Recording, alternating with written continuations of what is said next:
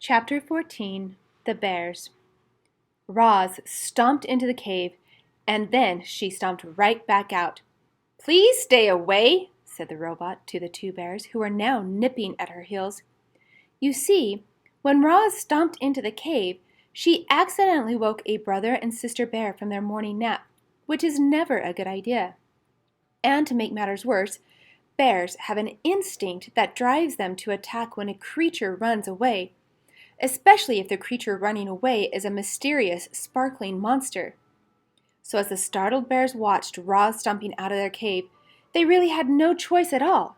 They simply had to take up the chase. Roz tried her best to outrun the bears. She leaped over rocks and wove through trees and stomped across the mountainside at full speed. But the bears were young and strong and fast, and the robot still had so much to learn about moving through the wilderness. She never even saw the tree root. One moment she was stomping along, and the next moment she was flying through the air and thumping down onto a rotten log. Clumps of soft wood stuck to her side as she stood and faced her attackers.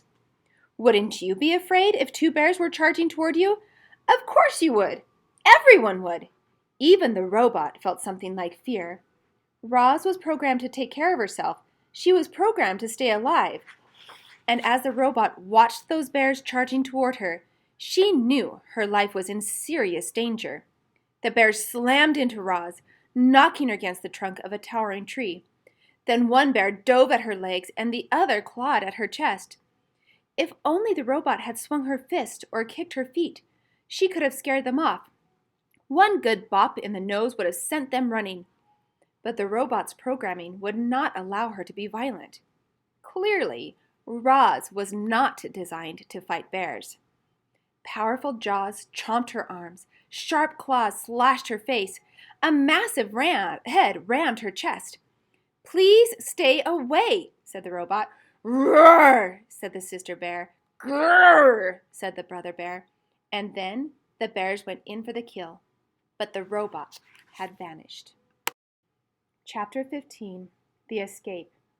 Using all the strength in her legs, Roz jumped straight up, high into the air, and landed on a tree branch overhead. The tree shook with the sudden weight of the robot, and then thunk, thunk! 2 pine cones bounced off Roz. And a moment later, thunk, thunk! The same pine cones bounced off the bears below. The bears grunted with annoyance. This gave Roz an idea. The robot's programming stopped her from being violent, but nothing stopped her from being annoying. So Roz plucked pine cones from the nearby branches and lobbed them down at the bears. Thunk, thunk, thunk! Each pine cone bounced off its target with annoying accuracy and whipped the young bears into a frenzy.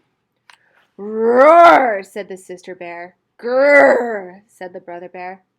"I do not understand you bears," said the robot. Roz was about to unload a whole armful of annoying pine cones when a distant roar echoed through the forest. Back at the cave, the mother bear was calling for these two, and she did not sound happy. The young bears looked at each other. They knew they were in trouble. But before lumbering home, they glared up at Roz and snorted one last time. More than anything, they wanted to kill the robot. Chapter 16 The Pine Tree. Roz was in no hurry to leave the tree. She stayed on her branch long after the bears had gone, enjoying some peace and looking herself over.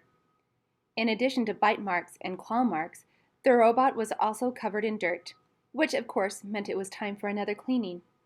She was making good progress when she felt something sticky on her arm. The problem with sitting in a pine tree is that, eventually, the tree's sticky resin will find you. It always does. And it found Roz. The robot scrubbed and scraped at the resin, and soon her fingers were completely coated in the sticky stuff. Then it was all over her arms and her legs and her torso. And things, dear reader, were about to get even messier. A robin swooped into the tree and began screeching and fluttering around Roz. The bird had recently finished building herself a new nest. It was a little work of art, a delicate basket woven from grass and twigs and feathers, and it was right above the robot's head. "Screech! Screech!" said the robin. I do not understand you, Robin, said the robot. The robin continued screeching and fluttering, and then splat! She splattered her droppings across the robot's face. This bird was serious. So Roz scooted away, farther out of the branch, until she heard a quick, sharp crack. Before Roz knew what was happening, the tree branch snapped under her weight, and she went crashing to the forest floor. She hit the ground hard and lay there as broken branches and pine cones and needles showered down on top of her. There was another splat, and then quiet returned to the forest.